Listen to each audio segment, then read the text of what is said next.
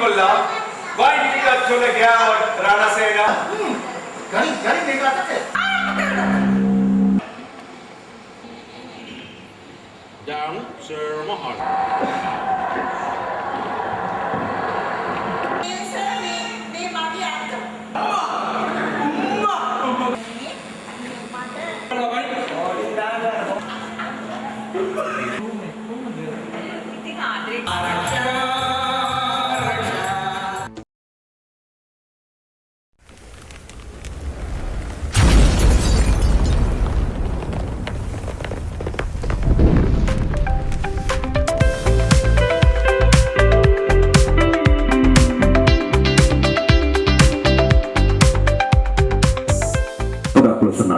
යාදනා කරමු සමෙලි ඔබ සිරුම් නාම පිළිගන්නට ආරමුණ පැහැදිලි කරන්න.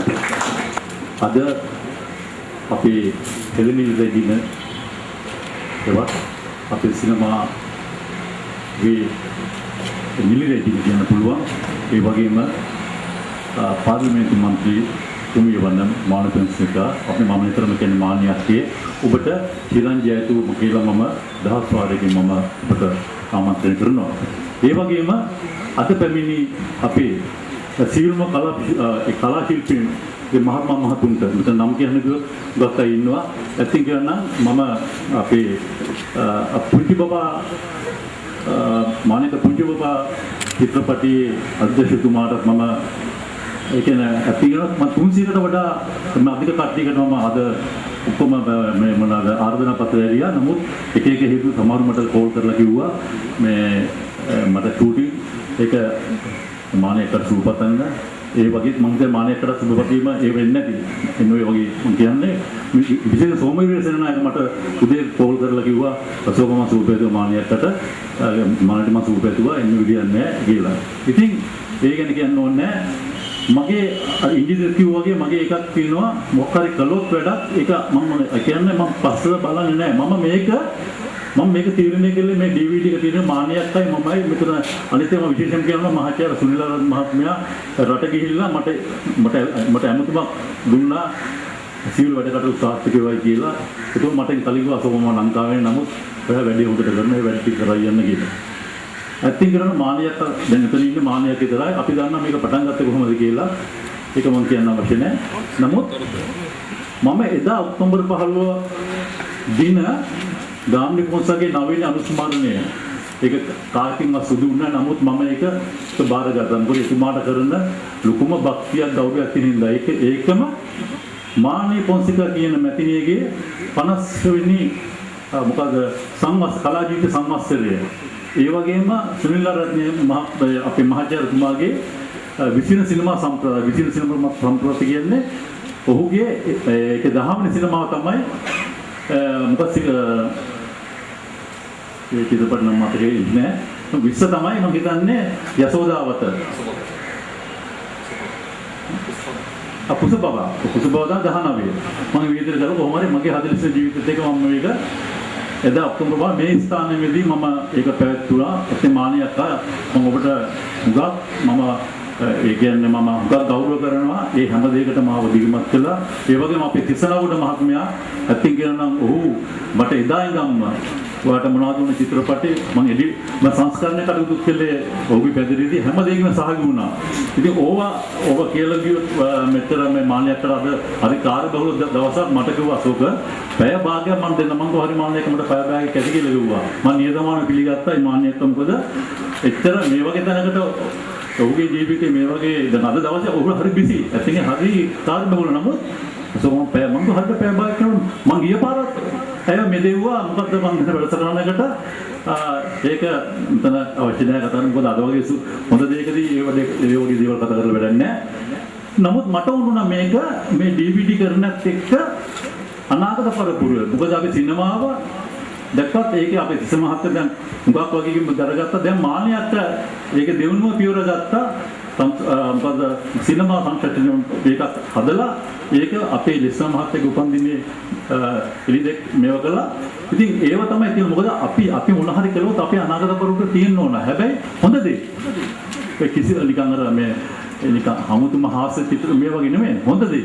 ඉතින් ඒකෙන්ද ඒකේ තුන්වෙනි දෙවෙනි අදියර මම හිතන්නේ මේක තමයි ග්‍රන්ථය. මට හිතුණා මේ DVD එක කරනකොට DVD එකේ සමහර තැන් වල DVD වල ඇත්තෙන් හුඟක් ඔය අත පළත් වල DVD වල යා TV එකක් ගන්න ගෙවත් තමන්න ටිකක් ඉන්නවා. ඉතින් මට හිතුණා මේ වගේ එකක් ඒ DVD එකෙන් ඒ ග්‍රන්ථයක් පොළොව. හැබැයි ඒකේ මම කිසි අඩුවක් කළේ නැහැ. මොකද සාමාන්‍ය පත්තරයක ලියනකොට මාන්නයක්ේ මම හිතන සම්මුතිය රෙක්සය දන්නවා පත්තරේ සමහරව කියන්නේ නැති දේවල් ලියනවා.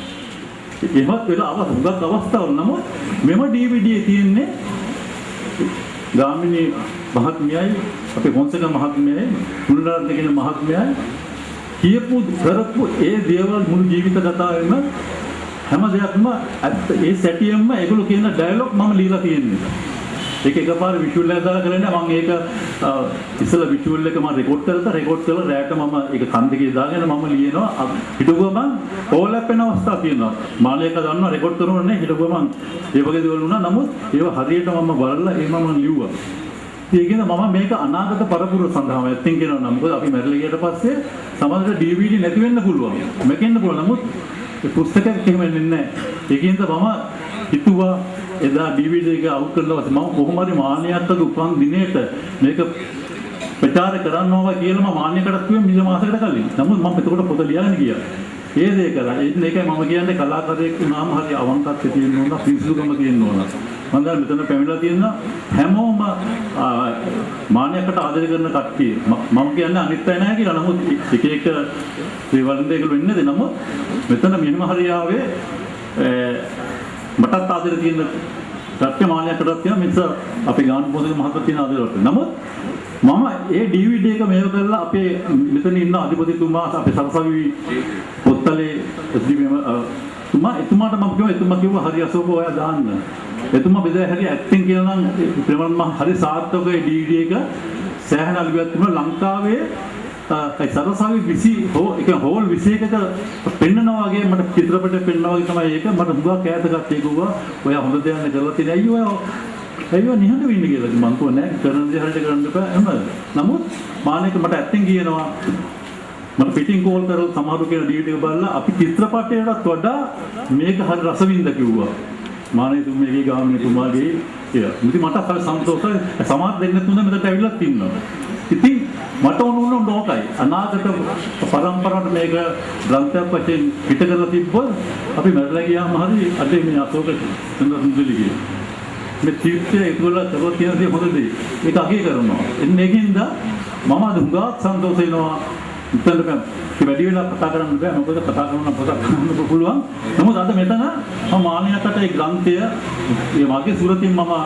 අත්පත් කර දෙන්න තමයි මම එතුම් කිව්වේ මම අදුනේ කෝල් කරලා ඒක දවසක් කෝල් දවස් තුනක් අද අසෝගලා හරිම යාට කිසි වෙලාවක ඉන්න මම ඉතින් මට කිව්වා මම මොකද අදින් නැදිමයි මම තියෙනවා මම ඕන් දැනුම කියලා ඉන්නේ ඇත්තෙන් කියනවා නමුත් මම මානයට මම ඔයාලට හිතනම ආචාර කරනවා මේ වගේ තැනකට මොකද මානයට දුකන්දියේ මට මෙහෙම සමරන්න ඕන කියන මගේ ජීවිතය අමතක වෙන්නේ නැහැ අර DVD එකේ අනිත් එක මේක මෙතනින් පස්සේ ඒක ඉවරයි ඒක තෙවනිය දින පස්සේ මම ඉන්නේ එක්සේට මතකදී රුබින්නේ ඇවිල්ලා රුබිනේට කිව්ව වැඩක් කියලා මම මේකේ මම කළා 10 මේ කොටස් 10ක් කළා මම මේක මානිය ගාමිණී මාරෙන්නේ රෙක්ස් මානෙල් රොබින් අනුලා ඒ වගේ එතකොට මේ හිස්ටි උදුලා ඒ වගේම හුඟා පැරලල් විදියට මම කළා මොකද මට ඕනේ නිවේදිකාවක් නැතුව මේ වගේ ප්‍රෝග්‍රෑම් එකක් කරලා මම අද සන්තෝෂ වෙනවා තාම කාටද කරන්න බැරුණා නිවේදිකාවක් මොකද මානයක නිවේදිකෙන්නේ නෙමෙයි අපේ ගාමිණී මහතා නිවේදිකෙන්නේ නෙමෙයි මේ කියන්නේ ඇක්ටිං කරනවා නම් එයා ගාමිණී මහතා සන්තෝෂ වුණේ අසෝ මුදලිගේ මම ඕකට එන්නම් ඕක තමයි කරුවේ යුත්තේ නැත්නම් ගන්න නිවේදිකාව ඇවිල්ලා මෙතන එහෙම නමුත් මේව කරනවා නමුත් ඕක තමයි කියලා මට කිව්වහම එයා කැමති වුණා ඒකින්ද මම වැඩිදුර දැන් ඉවරයි කතා කරලා මම නැවතත් මම සන්තෝෂ වෙනවා මානියට ඔබතුමියගේ පැමිණීම ගැන මම සේරවන්තම ස්තුතිය වෙනවා මම ස්තුතිවන්ත වෙනවා මෙතනට මගේ මේ one man show මගේ පාර one man show එකක් මම දුන්නේ මේ පාර one man show කට්ටිය එකතුලා මම එහෙම දෙයක් කරන්නේ අදහසක් නැහැ මොකද හුඟක් සමාජීය සංගම් දාගෙන එක ඉස්සර අන්න ඒගොල්ලන් කැපිපේන් හදනවා මේක ඉඳින්ද මම මානයකට දනුස් මා සුබපතන මාන්‍යක්කේ ඔබට චිරංජයතු ඔබ කරන හැම දෙයක්ම තව අපිට ඔයාටයි මටයි තව මොන හරි චිත්‍රපටයක් මම මේ අද කරන්න අවස්ථාවක් හම්බුනොත් මාන්‍යක මම දන්නේ ඒකේ ගරු රංගපෑමක් හරි කරන බව මම දන්න මාන්‍යකේ ඔබට සුබ අනාගතයක්.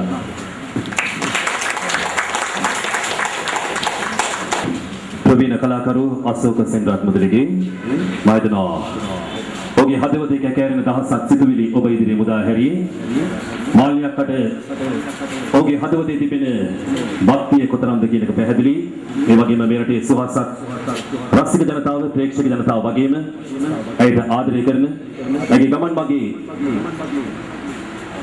දුක වේදනාව ඒ වගේම සතුට සමෝ සමේ භුක්ති විඳිනට කොටස්කරුවෙක් වෙච්ච අශෝක සෙන්රත් මුදලිගේ අද මේ කෘතිය ඔබට පිළ කරන්නේ සිනේරු තරු තොරතුරු තව සුමෝදකින් අප බලාපොරොත්තු වෙනවා ඒ කෘතිය පිළිගැනීමේ කටයුතු සිදු කරන්නට ඒ වගේම අදින ජාතික ගෞරව ආදරයට පාත්‍ර වෙන ඒ වගේම උපන්දිනයේ සමරන අපේ ආදරණීය කලා ශිල්පිනිය මාල්නී සිරිලතා ෆොන්සේකා සිනමා සක්විති ගාමිණී ෆොන්සේකා එපමණක් නෙවෙයි මහාචාර්ය සුනිල් ආරියරත්න තුන් ඈදුදු නිර්මාණයක් ලෙසින් එක පැත්තකින් අශෝක සෙන්රත් මුදලිගේගේ නිර්මාණ අධීක්ෂණයෙන් ඉරිලැක්වූ ඒ සංගත පැටියෙන් අනතුරුව අද එහි අන්තර්ගතයේ කෘතියක් හැටියට ඔබ අප අතරපත් වීම මම හිතනවා පොත්වලට ආදරය කරන පොත් අපේ නෙත් වගේ රකින්න පාඨක ජනතාවට මහත් ආනන්දයට කාරණාවක්. ප්‍රමතකයි මාල්නී ෆොන්සේකා මැදිරියක් ඒ වගේම ගාමිණී ෆොන්සේකා මෙතුමාවත් මම මුල්වරට ජාතික රූපවාහිනියට කැඳවාගෙන ආපු දවස මම දන්නේ ඉතිහාසයේ ප්‍රථම වතාවට ගාමිණී මාල්නී එකවර අපි ජාතික රූපවාහිනියේ ආයුබෝවන් වැඩසටහනට රැගෙන ආවා. අපිට ඊළඟට තිබුණා නම් මෙතන පෙන්වන්න තිබ්බා ඒ දර්ශන ඒ වගේම මෙතුමාගේ සංගත පැටියේ රූපරාමු එදා මාල්නී ගාමිණී ජාතික රූපවාහිනියේ කතා කළ බොහෝ දේ අද අපිට ඔබට DVD සැටයක් ලෙසින් එළි දක්වන්න බලාපොරොත්තු වෙනවා. ඒ වගේම එයත් සමග මම තියෙන රූපවාහිනී සේවයට මැක්ස් රූපවාහිනියට ඒ වගේම MTV රූපවාහිනියට ඒ විතරක් නෙවෙයි City FM වෙනද සේවය වැනි ගුවන්විදුලි සේවාවලට ඇගේ දායකත්වය ලබා ගත්තා. ඒ සිළුම සංවාදත් ඔබට රස විඳින්න ඉඩකඩ තිබෙනවා. මේ DVD ඒ වගේම සංයුක්ත පැටි ලබා ගැනීමෙන් අනතුරුව අපි ඒවත් අද ඔබට ලබා දෙන්නට බලාපොරොත්තු වෙනවා මාල්නී ෆොන්සේකා මැදිනියට. අපි ඊළඟට ආරාධනා කරන්නේ තවත් ශ්‍රේෂ්ඨ කලාකරුවෙකුට ප්‍රාංගණ ශිල්පිනියා අකල්වැස්ස පමණක් නොවේ මහාචාර්ය සුනන්ද මහින්ද ඒ වගේම සුමනාලෝක බණ්ඩාර ඒ වගේ බොහෝ මාල්නී සිරිලතා ෆොන්සේකා නැමැති මේ රුවැක්තිය ආරාධනා කරනවා. වදනේ ඒ රසවත් අතීතයේ එතුමාගේ මහඩින් ඇසීම වඩා වැදගත් වේවි.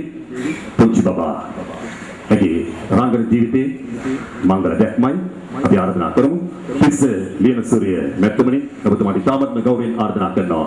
මේ ශ්‍රේෂ්ඨ අවස්ථාවේ ඔබතුමාගේ වදන අපට මහ මිරක් වටිනවා. ඉතාමත්ම ගෞරවයෙන් ආරාධනා කරනවා ඔබතුමාට වේදිකාවට. ඒ රසවත් අතීතයේ පොඩ්ඩක් මතු කර දක්වන්න. හොඳේ භාග්‍යයක් විදිහට මම මේ අවස්ථාවේ සලකනවා. මල්ටි කමුණ පේන්නේ නෑ වලට නෝ දෙන්න ගලවගෙන එදා මයික් ජයන ජනතා අවුරුදු 50කට විතර මම පෙර පේන්නේ මොන්නේ පුංචි බබා චිත්‍රපටයේ වැඩ කටයුතු ආරම්භ කළ අවස්ථාවේ අපිට ලොකු ප්‍රශ්නයක් වුණා. මේ චිත්‍රපටයේ ප්‍රධාන නිලිය වශයෙන් අපි මේ කටයුත්තට කවුද සම්බන්ධ කරගන්නේ කියන ඒ ප්‍රශ්නයම. ඉතින් අතවසෙන් මේ අවධියේදී සාහන පිළිහක් පිටා කියන්නේ නිලියන් අතර මේ ප්‍රධාන නිලිය වශයෙන් අපිට ඒ චිත්‍රපටයේ ඒ ප්‍රධාන නිලිය වශයෙන් තෙනේ සිටිනට පුළුවන් පිළිස බොහොමයක් සිටියා ඒ අවස්ථාවේ. නමුත් අපි කල්පනා කරා විශේෂයෙන්ම නිෂ්පාදකවරයා ඒ වගේම මේ නිෂ්පාදනය බහරව කටයුතු කර ජෝවා බේවිත්‍රයන් මගේ හොඳ මිත්‍රය ජෝවා බේවිත්‍රයන් මමත් කල්පනා කරා අපි අලුත් නිලියක් මේක අපි සම්බන්ධ කරගමු දෙන්න අපේ ස්ථාවරයට පැමිණෙනවා. ඒ අනුව තමයි අපිට සිදු වුණා අලුත් නිලියක් මේ චිත්‍රපටයේ ප්‍රධාන නිලිය වශයෙන් සම්බන්ධ කරගන්න. ඒ අනුව අපි මේ සම්මුඛ පරීක්ෂණ ඒ වගේම පුවත්පත්වලින් දැන්වීම් පළ කරලා අපි නීතියන් කීප දෙනෙක්ම මේක සම්බන්ධ කරගන්නට අපි උත්සාහ කරා. නමුත් ඒ හැම දෙයක්ම ව්‍යාප්ත වුණා. ඒක සාර්ථක ප්‍රතිඵල ලබා ගන්නට බැරිකම වුණා. ඒ අවස්ථාවේදී තමයි අපිට දැනගන්නට ලැබුණා විශේෂයෙන්ම මේ පණිවිඩය මහාවිත ගෙනාගේ මේ අවස්ථාවේ මම කියන්න ඕනේ මා මිත්‍ර ජෝවා බේවිත්‍රයන් කිව්වා මේ අකල්වැස්ස කියන ඒ නාට්‍යයේ ප්‍රධාන නිලි චරිතය කරන ඒ නිලිය ඉතාමත්ම දක්ෂ බව මට දැනගන්නට ලැබුණා. ගමදතිස්ස ගිහිල්ලා බලමුද අපි දවසක නාට්‍ය රංගපාන අවස්ථාවේ ගිහිල්ලා බලමුද මේ නිලිය පිළිබඳව.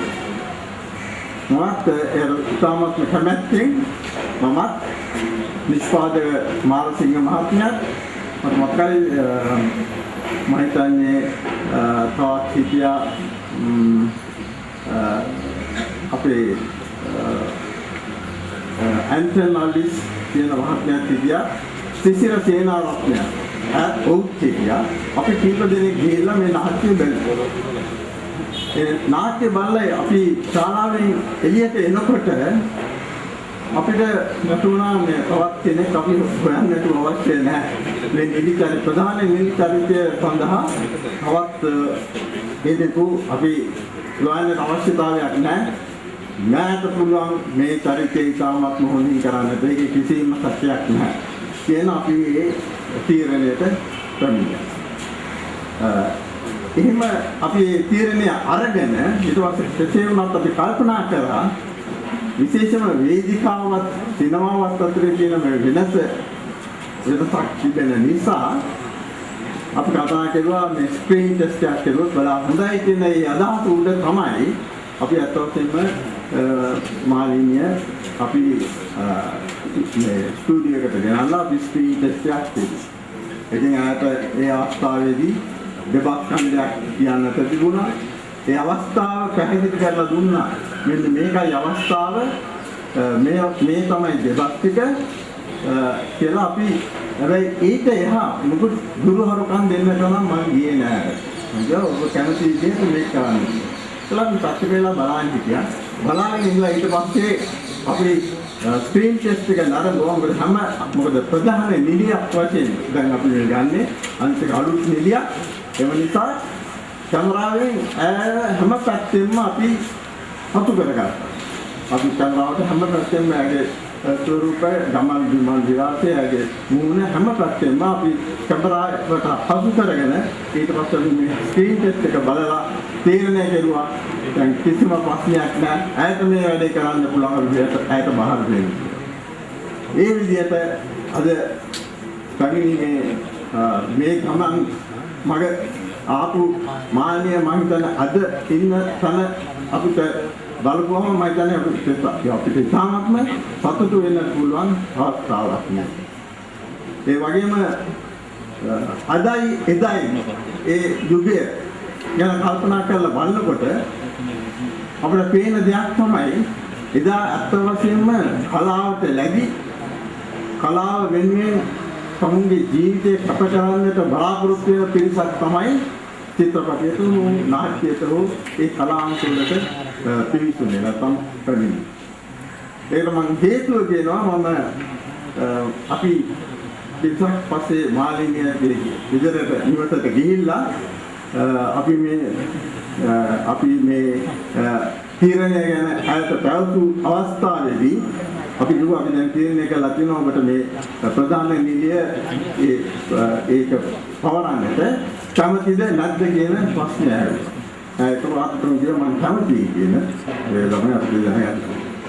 ඉතින් එතනදී අපි කිව්වා අපිට මේ වෙනුවෙන් ප්‍රධාන නිලියගේ පරිචය රඟපාවෙන්න අපිට මෙතන මුදලක් ගෙවන්නට පුළුවන්.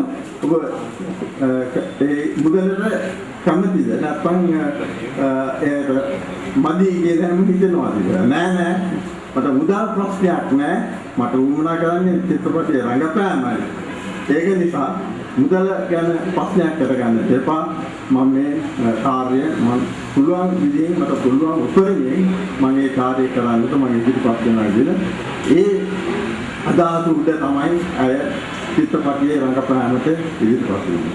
ඉතින් මට මෙතන කියන්නට උවමනා කරන්න තියෙන්නේ එදා අත් වශයෙන්ම හුඟක් කලාකාරයන් මුදල් නෙමෙයි ඉදිරියට දැම්මේ තමුන් කරන ඒ කාර්යය නැත්නම් තමුන්ගේ කටවීම සහ තමුන් ඒක කරන තමුන්ගේ උවමනාවෙන් කරන්නට තමුන්ට තියෙන ආශාව නැත්නම් යමක් කරන්නට තියෙන බලාපොරොත්තුව මිසක් අත් වශයෙන්ම එදා මම කියන්නේ කලාකරුවන් මුදල ඉදිරියට දාලා වැඩ කටයුතු කරපු අවස්ථාවක් තිබුණේ නැහැ.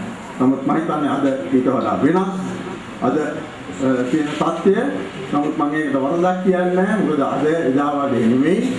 හැම කෙනෙකුටම ආර්ථික ප්‍රශ්නයම තියෙනවා.